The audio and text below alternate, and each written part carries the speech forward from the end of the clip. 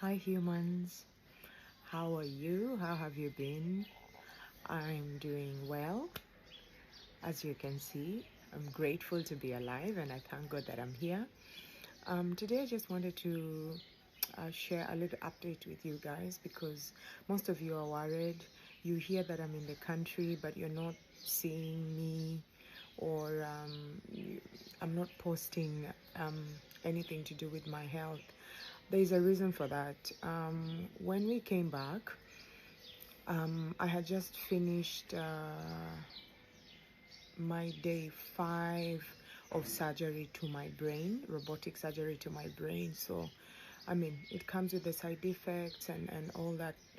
I mean, minor side effects, but I really wanted to have some time to rest, recuperate before I came back to you online. Well, here I am. Thank you so much for standing with me on this journey. It's not been the easiest, but we thank God. We're here, we're alive, we have so much to be grateful for, and at least that's what this journey has taught me. It's not just about what you're going through. We need to look at all these other things that God has done as well. And what we are going through does not define us, does not define His love for us. Okay, I'm not gonna start preaching. I would first like to say thank you so much for walking this journey with me. You guys contributed and saw me get medical attention in Turkey, or should I say Turkey, and it was amazing. I would just love to come back to you and say thank you so much for every shilling, every prayer, every encouragement. You guys really showed up for me, and I'm really grateful. So I would like to say that my time in Turkey was quite interesting. Yes, I was sick. My movements were majorly to and fro hospital, but at least I got to meet the Turkish people, and they're really kind people. The medical attention I got was really top notch, and I am doing much better, as you can see. The disease cleared in some of the areas, and it's still present in some of the areas. Yeah, I'm doing really well and under medication, and I'm due back in Turkey in 3 months' time. My doctor put me on oral medication. I do receive injections. They sent me back to Kenya actually with a whole treatment regimen that I'm following. And as you can see, the first, don't mind that though, the first treatment regimen worked really well. You can see that I look alive once more. I know most of you did not really see me in my dark age period, but those that did can tell you there's massive improvement. I was not able to sleep when I left this country. I was not able to sleep on both sides. Like, I would sleep on this very sofa that I'm sitting on while seated. Like, I would sleep while I wish I could demonstrate, while seated, and I was in so much pain. Lakini mimi ni mtu wa kujikaza, you'd never know. I would break down. If only this room, the walls in this room could talk, it would really share my experiences. And in due time, I'm going to share I don't want to get emotional, but I am. These are side effects of cancer treatment. They make you very emotional. But in due time, I'm going to share my experiences with the disease. But above all, today's video was all about telling you thank you so much. And I'm still going to go back to Turkey in the next few months for further treatment, and I really do hope that those of you that can still stand with me, I would really appreciate it.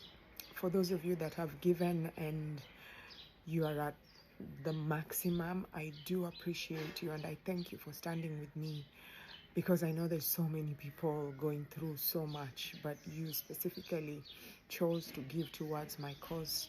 I'm really grateful. I would like to encourage anyone out there who's going through a similar ordeal or any other ordeal. It doesn't have to be cancer. It is not the end.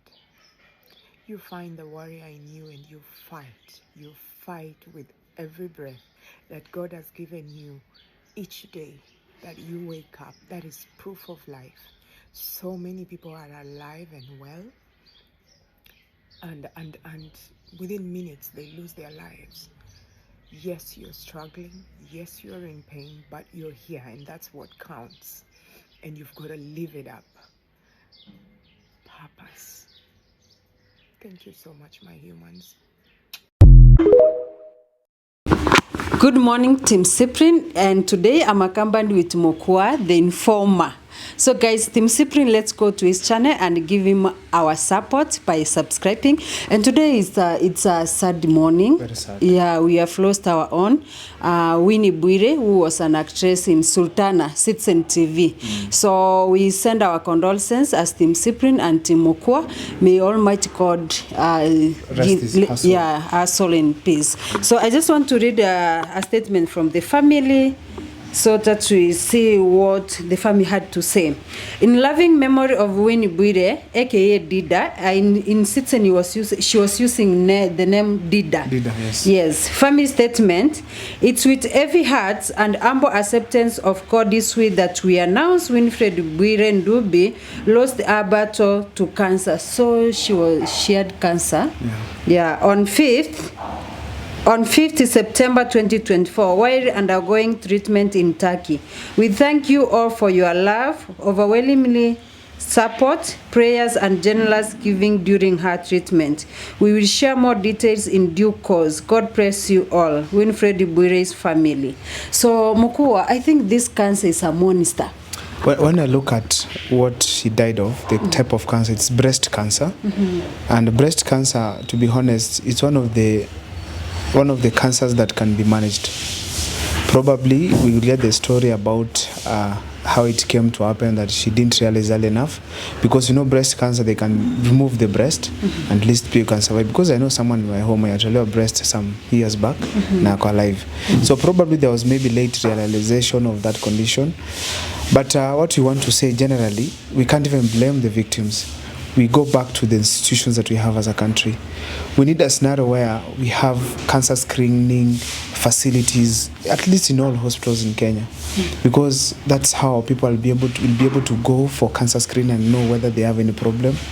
People are able to detect it early enough, and so that even if there's any medical attention that they need, it can be done as early as possible. It's very sad to lose someone of Dida.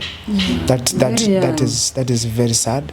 And when I listened to her on TikTok, she was very really educative, and she was giving strength to people, because there are so many people who are suffering, but when they see her speak and she has cancer, people are like, okay, you can still be strong. That kind of hope that she used to give people, it's what we need as a country. But now losing her, honestly, it is a sad thing. I feel bad, particularly for the team that was acting with her, the content creators kama sisi. It is a sad story. When we lose one of us, it's really sad.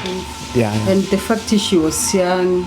She was young. It pains a lot. We expected a lot from her when it comes to the issue of entertainment, education. I mean, when I saw one of the posts that were made, the last one actually on a TikTok channel, we realized that she was asking for contributions for a bill.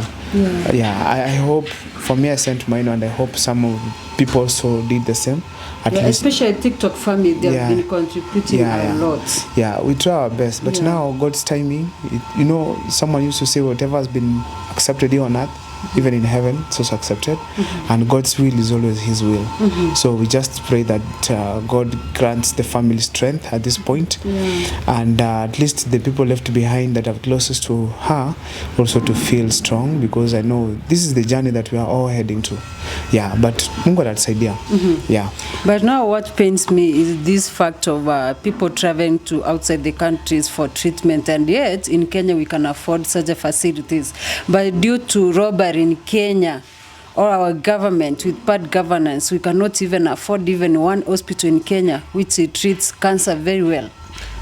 Indeed, after 60 years of independence, leaders of Kenya failed us. So we had the exit of colonialists, then now we got African colonialists, people who are now taking from their fellow Africans. Like right now, we could be having a well-established cancer center all over the country, but perhaps in all the 47 counties. But when these people get into power, it's all about becoming rich, rich and rich. In Kisii here, we have one that was established. It has been launched not once, but nothing is happening. In fact, it's twice now. Yeah, nothing is happening. And I'm telling you, years will go again, you will come to launch the same project. Indeed, we want to say that this is unfortunate. We are having this kind of leaders. The problem of Kenya is not Kenya, it's the leaders we have in Kenya. People who use money to get into power, they lie to people. People think that now they are the people we needed. They are coming to correct the situation. You find that they are the same people coming to do worse things, even much more worse than how they were before. So in real sense, it's a sad story up to this time after 60 years. We are having Kenyans doing contributions to take their patients to India, the patients to various hospitals abroad. Like now you can see where Dida passed, it was not in Kenya. We need a scenario where at least we can get care locally. And you know, if there could be care that is available locally, drugs, specialists are there, perhaps Dida could be alive as we speak. She could have detected a condition early enough, get managed, and eventually we find that at least she's with us still. Because losing a life, it's a sad story. I often repeat it here, and repeated it before and said, in Kenya, once you see a politician doing something, just know a certain person, a certain Kenyan has died out of a disease, has lost a job, or a student had been sent out of school because of school fees. I mean, the politicians have literally decided to take from Kenyans. And that is really sad, because we realize we are going to lose more and more Kenyans if we allow this kind of a situation to keep on recurring. It's very sad to lose her. It's very sad. Yeah, we hope Mungu atasaidia familia yake. Yeah, so I just wanted to see how long can you oppress the cancer without knowing. And I just want to read something here. You can have breast cancer for years before noticing changes in your breasts, like lump that said not all lumps or palms are cancer. Check with healthcare provider if you have an unusual palm or mass that doesn't go after a few days. So these are the, I want to see the causes. Several authors have suggested that chronic elevated levels of negative emotions and somatic stress, perhaps caused by stressful events that are mediated by infective coping mechanism, may contribute to the development of cancer. Cancer is just a lifestyle. Yeah, some lifestyles just come natural. Some of them we don't choose. Like if you hear something like stress and such kind of a thing, it's a lifestyle that you can't choose, because events occur in life. People get stressed. You can't really choose, let me have cancer out of this situation. But now what you have to say is that I entirely blame the government that we have. People back in the villages cannot even know what's a lump. But if we get civic education on health, we have people go to hospitals, mothers go give birth. Giving birth itself is a challenge. Also, even cervical cancer nowadays, it's killing women. Imagine, even giving birth, it's becoming we are losing mothers while delivering kids at this point in life.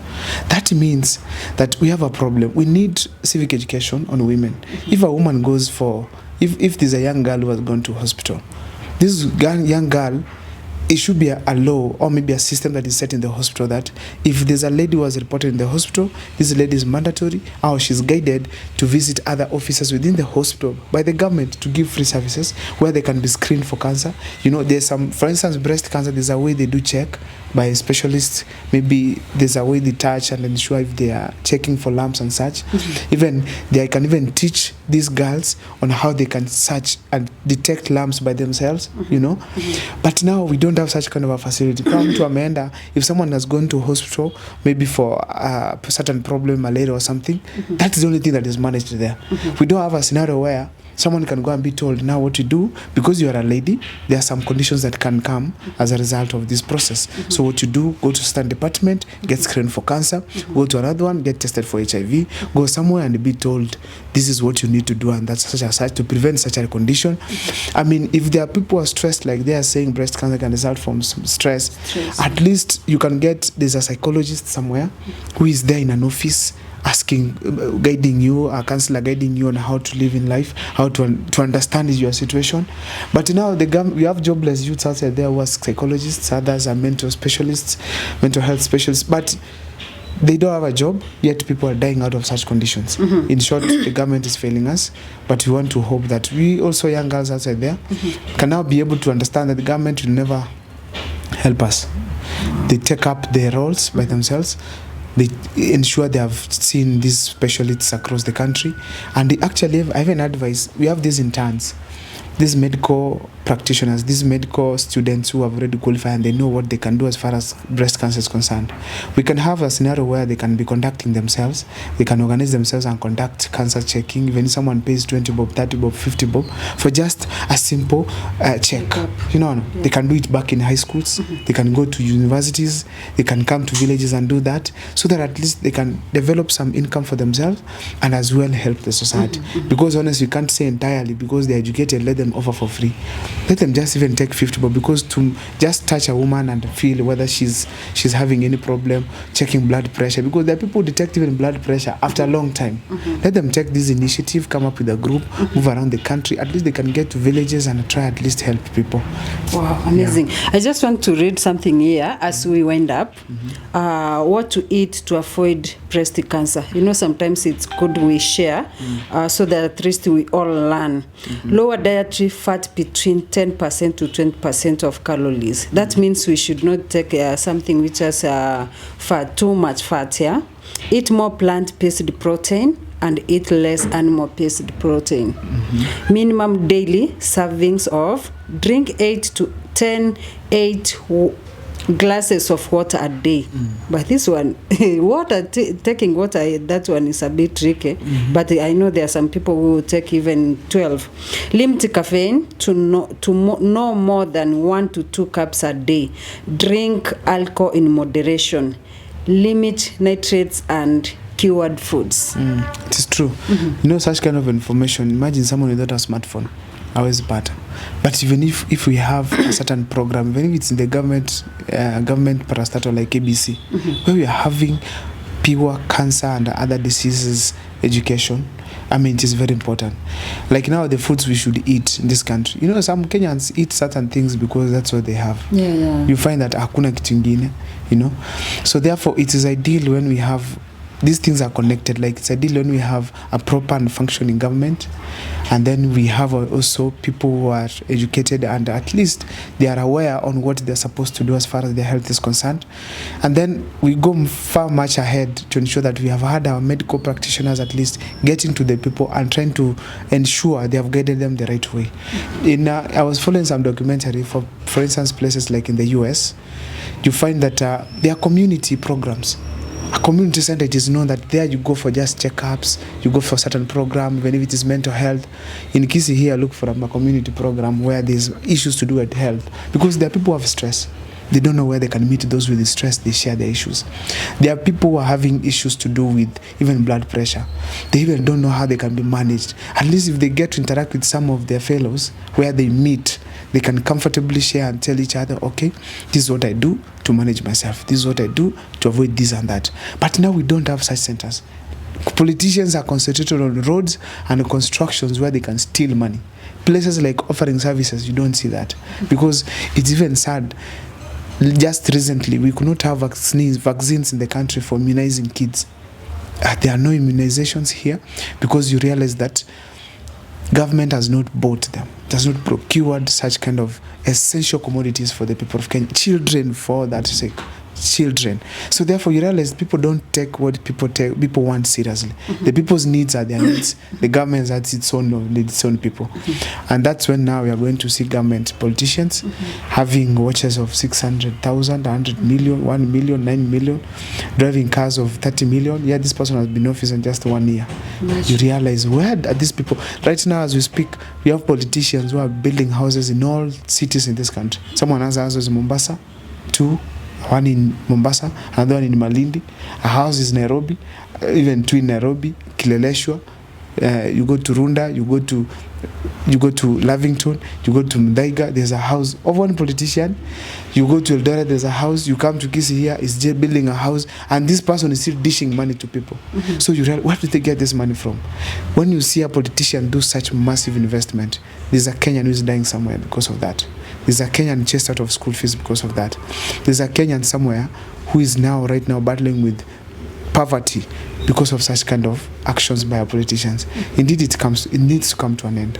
Yeah, it needs to come to an end. Anyway, guys, as Team Mokua and Team Cyprian, we send our condolences to Bwire family. May God give them strength during this time as we pray for the family. May Almighty God bless everyone who has been watching us, and don't forget to subscribe to Mokua, the Informer channel, and Cyprian channel. See you in our next video.